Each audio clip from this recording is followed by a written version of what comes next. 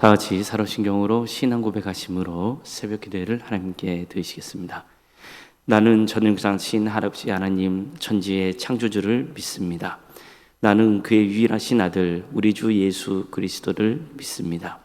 그는 성령으로 잉태되어 동정녀 마리아에게서 나시고 본디오 빌라도에게 고난을 받아 십자가에 못 박혀 죽으시고 장사된 지 사흘 만에 죽은 자 가운데서 다시 살아나셨으며 하늘에 오르시어 전능하신 아버지 하나님 우편에 앉아 계시다가 거기로부터 살아있는 자와 죽은 자를 심판하러 오십니다. 나는 성령을 믿으며 거룩한 공교회와 성도의 교제와 죄를 용서받는 것과 몸의 부활과 영생을 믿습니다. 아멘. 찬송가 218장 찬양하시겠습니다. 찬송가 218장입니다.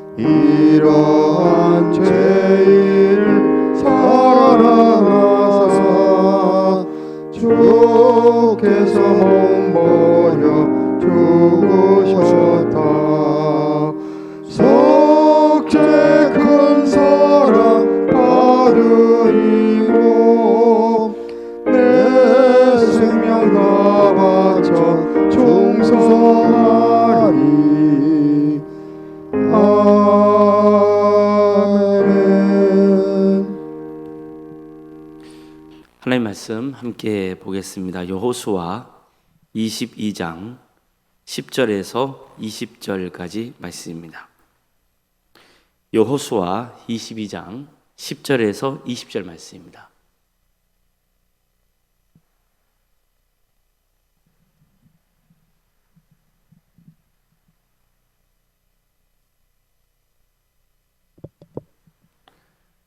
여호수아 22장 10절에서 20절까지 말씀을 교독하시겠습니다. 루벤 자손과 가 자손과 므낫세 반 지파가 가나안 땅 요단 언덕가에 이르자 거기서 요단가에 제단을 쌓았는데 보기에 큰 제단이었더라. 이스라엘 자손이 들은즉 이르기를 루벤 자손과 갓 자손과 므낫세 반 지파가 가나안 땅의 맨 앞쪽 요단 언덕가 이스라엘 자손에게 속한 쪽에 제단을 쌓았다 하는지라. 이스라엘 자손이 이를 듣자 곧 이스라엘 자손의 온 회중이 실로에 모여서 그들과 싸우러 가려 하니라. 이스라엘 자손이 제사장 엘리야살의 아들 비느하스를 길리앗 땅으로 보내어 루벤 자손과 갓 자손과 므낫세 반 지파를 보게 하되 이스라엘 각 지파에서 한 지도자씩 10 지도자들을 그와 함께 하게 하니 그들은 각기 그들의 조상들의 가문의 수령으로서 이스라엘 중에서 천부장들이라. 그들이 길리앗 땅에 이르러 르벤 자손과 갓 자손과 므낫세 반 지파에게 나아가서 그들에게 말하여 이르되 여호와의 온 회중이 말하기를 너희가 어찌하여 이스라엘 하나님께 범죄하여 오늘 여호와를 따르는 데서 돌아서서 너희를 위하여 제단을 쌓아 너희가 오늘 여호와께 거역하고자 하느냐. 부올의 죄악으로 말미암아 여호와의 회중에 재앙이 내렸으나 오늘까지 우리가 그 죄에서 정결함을 받지 못하였거늘 그 죄악이 우리에게 부족하여서 오늘 너희가 돌이켜 여호와를 따르지 아니하려고 하느냐.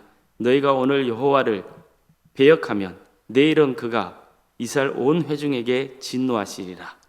그런데 너희의 소유주가 만일 깨끗하지 아니하거든 여호와의 성막이 있는 여호와의 소유주로 건너와 우리 중에서 소유주를 나누어 가질 것이니라. 오직 우리 하나님 여호와의 제단 외에 다른 제단을 쌓음으로 여호와를 거역하지 말며 우리에게도 거역하지 말라. 세라의 아들 아간이 온전히 바친 물건에 대하여 범죄함으로 이스라엘 온 회중에 진노가 임하지 아니하였느냐. 그의 죄악으로 멸망한 자가 그 한 사람만이 아니었느니라 하니라. 아멘. 오늘도 습기를 드리며 하나님의 은혜를 사모하는 모든 성도님들의 삶의 잔리마다 또 하나님께서 친히 세우시고 다스리시는 광주 동암교회 위에 하나님의 은혜와 평강이 늘 충만하기를 주의 이름으로 축원합니다. 이스라엘 백성들은 가나안 땅에 들어가서 수많은 전쟁을 치릅니다. 여르성과 아이성을 정복했고 또 가나안 남부연합군과 북부연합군을 물리쳐서 하나님께서 약속하신 땅을 차지하게 됩니다. 그 과정에서 모든 지파는 한 마음으로 힘을 모아서 외부의 적들과 싸웠습니다. 그런데 가나안 전복 전쟁이 끝났다고 해서 모든 싸움이 끝난 것은 아니었습니다. 오히려 더 큰 위협이 그들 앞에 남아 있었던 거예요. 그것은 가나안 족속이 아니라 공동체 내부의 갈등과 분열이었습니다. 특별히 오늘 본문은 아름다운 결말이 있은 직후에 일어난 사건이라는 점에서 더욱 의미가 있습니다. 자, 르우벤 지파와 갓 지파, 또 므낫세 반 지파는 이미 요단 동편 땅을 기업으로 받았습니다. 그렇지만 모세와의 약속을 지키기 위해서 다른 지파와 함께 요단 서편 땅인 가나안 전복 전쟁에 참여하죠. 그들은 요단 동편 땅에 가족과 제사를 남겨둔 채 수년 동안 가나안 땅에서 형제들을 위해 앞장서서 싸웁니다. 전쟁이 끝나고 땅 분배가 마무리되니까 이제 여호수아는 그들의 충성과 수고를 칭찬하면서 고향으로 돌려보내죠. 모든 것이 아름답게 마무리가 잘 돼가는 것처럼 보여요. 그런데 바로 그때 예상치 못한 사건이 발생하는 거예요. 요단 동편으로 돌아가던 르우벤 갓 므낫세 반 지파가 요단강 근처에 매우 크고 눈에 띄는 제단을 쌓은 겁니다. 그 당시 제단은요, 단순한 건축물이 아니에요. 제단은 곧 신앙과 예배를 상징하는 중요한 의미를 가지고 있었습니다. 하나님께서는 이미 신명기 12장에 이렇게 말씀하신 적이 있어요. 내가 택한 곳에서만 예배해라. 이거예요. 그러니까 예배를 드리는 장소가 한 군데 딱 정해져 있는 거죠. 이것은 단순히 장소의 문제는 아니었어요. 하나님 중심의 신앙을 지키고 이스라엘 공동체를 하나로 묶기 위한 그분의 뜻이었던 거예요. 그러니까 아직 그 당시에는 백성들의 신앙이 온전하지 못했기 때문에 각 지파별로 흩어져 가지고 여기서도 예배를 드리고 저기서 예배 드리고 그러면은 그 신화의 정신이 왜곡되고 삐뚤어진단 말이에요. 그리고 그 12지파의 공동체성이 사라지게 되죠. 그래서 하나님께서는 한 곳에 예배를 드려라. 그래서 모든 지파가 그곳으로 모여서 예배를 드릴 수 있는 그런 조치를 취하셨던 거예요. 그런데 요단 동편 지파들이 거대한 제단을 따로 세운 거죠. 그러니까 이 소식이 전해지니까 요단 서편 지파들은 큰 충격을 받게 되는 거예요. 그들은 형제 지파들이 독자적인 제단을 세우고 하나님께 반역하라는 것은 아닌가 의심했어요. 또 정치적으로도 이스라엘 공동체에서 분리되어 자신들만의 세력을 형성하려는 건 아닌가, 그런 염려가 있었던 거죠. 결국 서편 지파는 크게 분노합니다. 필요하다면 전쟁도 불사하겠다, 그렇게 생각했어요. 그런 각오로 실로에 모였던 겁니다. 자, 얼마 전까지 가나안 족속을 물리치기 위해서 함께 힘을 모아 싸웠잖아요. 그런데 이제는 서로 칼을 겨누는 내전의 위기에 처하게 된 거죠. 하지만 그들은 곧바로 전쟁을 시작하지 않아요. 먼저 사실관계를 정확히 확인해 보기로 합니다. 그래서 제사장 비느하스를 단장으로 해서 각 지파 지도자들을 대표로 세워서 요단 동편 땅으로 보내요.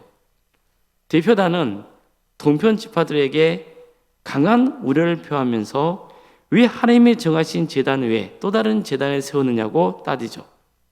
그러면서 과거에 2개의 사건을 언급합니다. 첫 번째는 바알보올 사건이에요.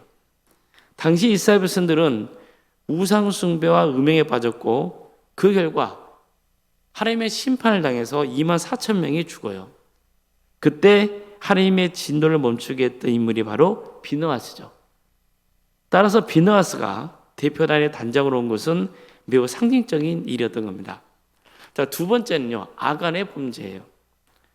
아간 한 사람 때문에 이스라엘 공동체 전체가 아이성 전투에서 패배를 경험하죠. 대표단은 이 2 사건을 통해 죄라고 하는 것은 결코 개인의 문제로 끝나지 않고 공동체 전체에 영향을 미친다는 사실을 상기시켰던 거예요. 그런데 대표단의 태도는요, 단순한 정죄만 있는 건 아니었어요. 그들은 이런 이야기를 하면서 놀라운 제안을 합니다. 만일 너희 땅이 부정하다고 생각되면 여호와의 성막이 있는 이곳으로 건너오라. 그러면 우리가 기업을 나누어 주겠다. 이렇게 말하는 거예요. 당시에 땅이라 하는 것은 생존의 기반이자 또 자손 대대로 물려줄 유산이었거든요. 그런데도 그들은 형제들이 하나님을 떠나지 않기를 바라는 마음으로 자신의 기업을 기꺼이 나눠주겠다, 이렇게 제안을 했던 거예요. 여기서 우리는 신앙 공동체의 아름다운 모습을 볼 수 있죠. 참된 공동체는 죄를 보고도 침묵하는 공동체는 아니에요. 그렇다고 해서 무조건 정죄만 하는 공동체도 아니에요. 하나님의 진리를 붙들면서도 형제를 잃지 않으려고 기꺼이 희생할 수 있는 공동체예요. 이 말씀을 통해서 우리는 3가지 교훈을 생각해 볼 수 있습니다. 첫째, 전쟁보다 대화를 먼저 선택한 모습이에요. 요단서편 지파들은 분노했어요. 곧바로 전쟁을 치를 그런 태세였어요. 그런데 그러지 않았어요. 먼저 사실관계를 확인하자고 한 거예요. 결과적으로 그들의 판단은 사실 오해에서 비롯된 것이었지만 만약 대화 없이 전쟁부터 시작했다면 형제들끼리 피를 흘리는 비극이 일어났을 거예요. 교회도 마찬가지입니다. 가정도 마찬가지죠. 우리가 세상에서 어떤 일을 할 때도 마찬가지예요.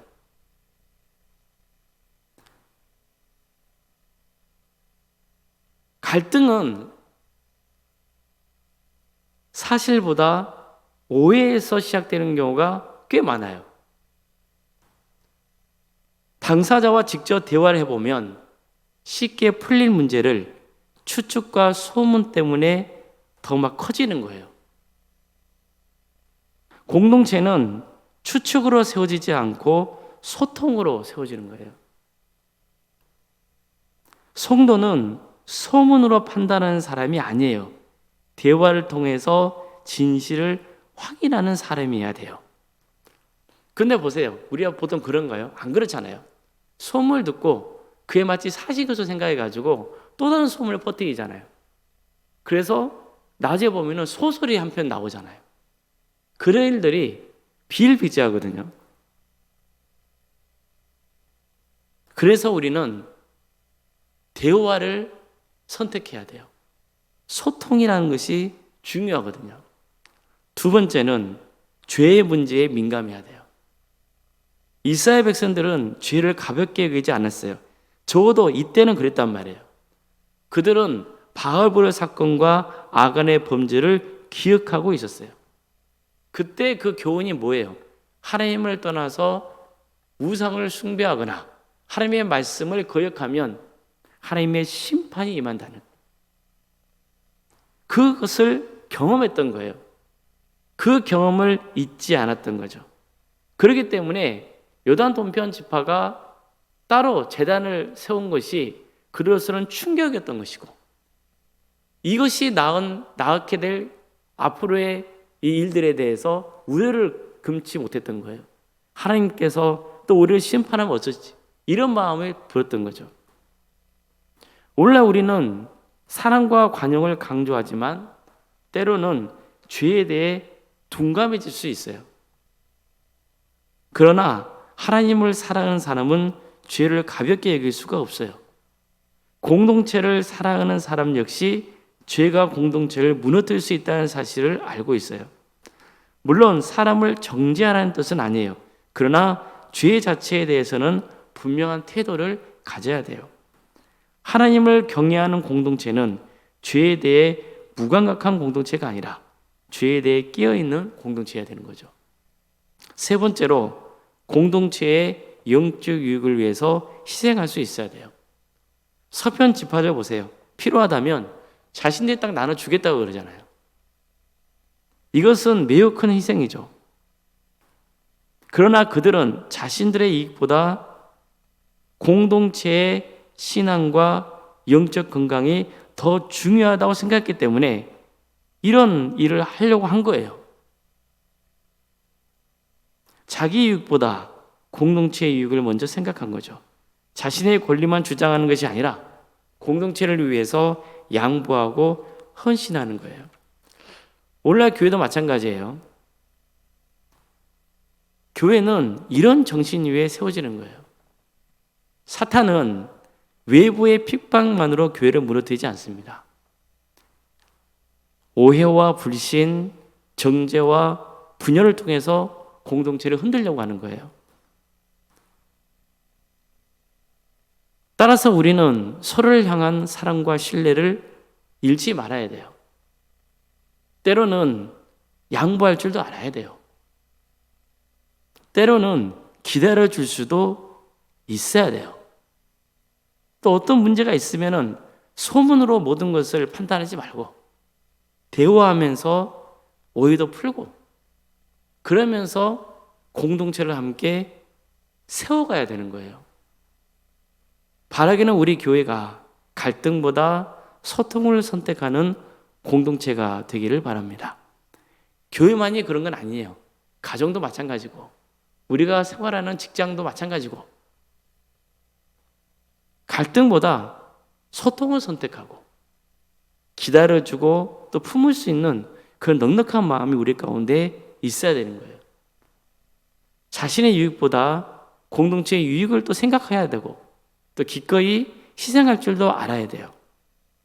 그래서 하나님이 기뻐하시는 건강한 공동체, 또 서로를 살리고 세워지는 공동체로 아름답게 쓰임받는 우리 모두가 되기를 주님의 이름으로 축원합니다. 기도하시겠습니다. 사랑하는 하나님, 오늘도 우리에게 새로운 날을 해주시고 하나님 은혜 속에 살아갈 수 있도록 인도해 주셔서 감사드립니다.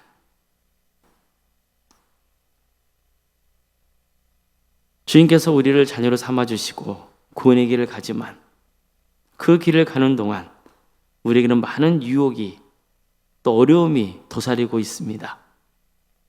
성령님께서 우리 가운데 함께하여 주셔서 우리가 바른 판단할 수 있도록 인도하여 주시고 또 헌신하게 하여 주시고 무엇보다도 사랑으로 하나 되는 공동체를 세워갈 수 있도록 인도하여 주시옵소서.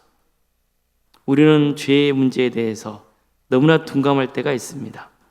다른 사람의 죄에 대해서는 날카롭게 비판하지만 정작 자신을 향하여서는 관대할 때가 참 많습니다. 주님, 주님께서 우리 가운데 함께하여 주셔서 우리의 부족함과 연약함을 올바르게 깨우쳐 주시고, 그래서 우리가 죄를 회개하며 바른 신앙생활로 하나님께 영광 돌리는 삶의 길을 가게 하여 주시옵소서. 하나님께서 친히 우리와 함께하여 주시옵소서. 우리의 교회와 가정을, 또 우리가 섬기는 직장의 자리를 기억하여 주시옵소서. 그곳에서 선한 영향을 끼치는 그런 복된 성도의 길을 가게 하여 주시옵소서. 싸우기보다 대화하며 소통하며, 그리고 희생하고 공동체의 유익을 도모하는 그런 삶의 길을 가게 하여 주시옵소서.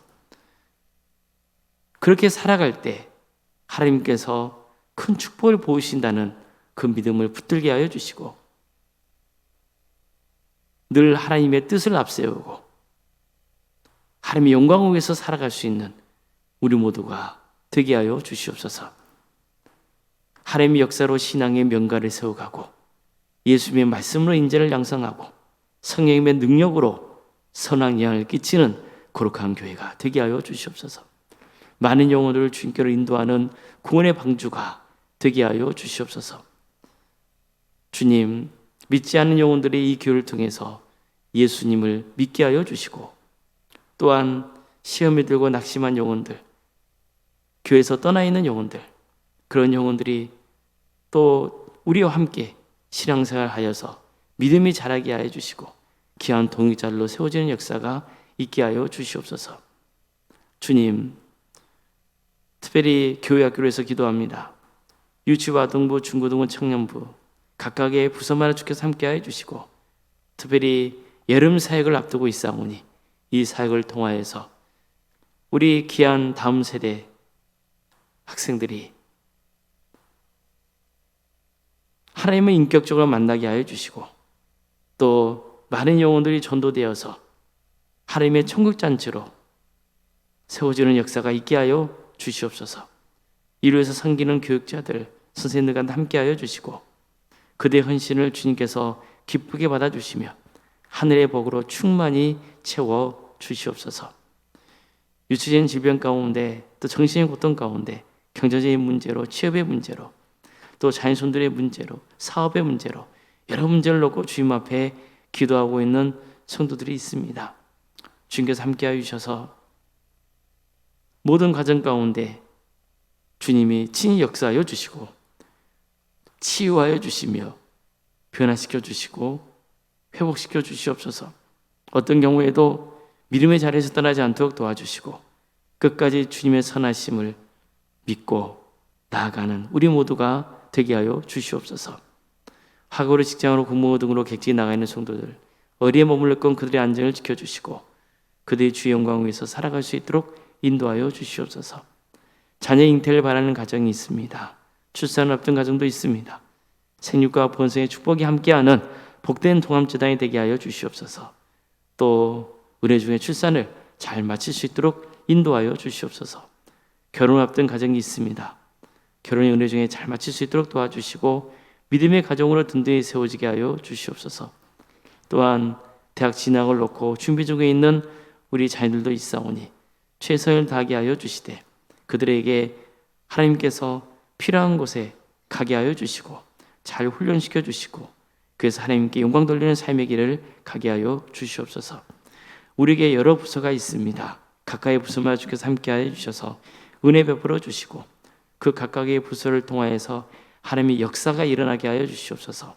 서로 품어주며 하나 되며 함께 기도하며 섬기며 그래서 다 함께 구원의 은혜를 끝까지 누릴 수 있도록 인도하여 주시옵소서. 또 세상을 향해서 선한 영향을 끼칠 수 있도록 인도하여 주시옵소서. 어려운 생각 사모님 성령 충만케 하여 주시고 평안의 축복을 보여주시며 신앙의 명가로 세워지는 역사가 있게 하여 주시옵소서. 오늘 밤에는 금요 기도회로 모이게 됩니다. 우리 많은 손들이 모여서 하나님을 예배하고 또 기도하며 나아가게 하여 주시옵소서. 이 나라 민족을 주께서 긍휼히 주셔서 하나님의 공의와 정의가 바로 세워지게 하여 주시고 억압받고 있는 북한 동포들 하루속히 해방시켜 주셔서 그 땅에 수많은 영혼들이 주님께로 돌아온 역사가 있게 하여 주시옵소서. 주의 나라에서 힘쓰고 있는 목회자들, 선교사들이 있사오니 그대의 은신을 통하여서 많은 영혼들이 주님께 돌아오게 하여 주시옵소서. 모든 걸 주님께 의지하며 살아계신 예수님의 이름으로 기도드리옵나이다. 아멘. 하늘에 계신 우리 아버지, 아버지의 이름을 거룩하게 하시며 아버지의 나라가 오게 하시며 아버지의 뜻이 하늘에서와 같이 땅에서도 이루어지게 하소서. 오늘 우리에게 일용할 양식을 주시고 우리가 우리에게 잘못한 사람을 용서하여 준 것 같이 우리 죄를 용서하여 주시고 우리를 시험에 빠지지 않게 하시고 악에서 구하소서. 나라와 권능과 영광이 영원히 아버지의 것입니다. 아멘.